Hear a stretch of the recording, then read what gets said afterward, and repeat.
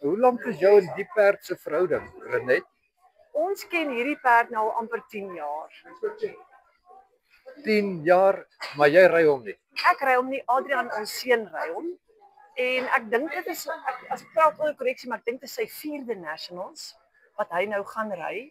En hy het 2 jaar terug het hy die barrel racing rekord gebreek hier op Nationals. Regtig? Ja, En daai rekord staan hy nog. hy staan ongelukkig nie meer nie want laas jaar toe breek Wilroo de Vries daai rekord.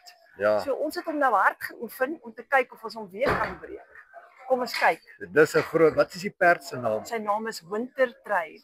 Winter Trade. Okay, sy papier is nie op nie, maar dis Winter Trade. So ouens, as julle hier is, né, en daar kom 'n perd op Winter Trade, dan moet jy weet, hierdie perd gaan 'n poging aanwend om 'n nuwe rekord op te stel, né? Ja, Nou ja, toe baie sterkte en dankie. baie dankie. Welkom in Parys. Baie dankie.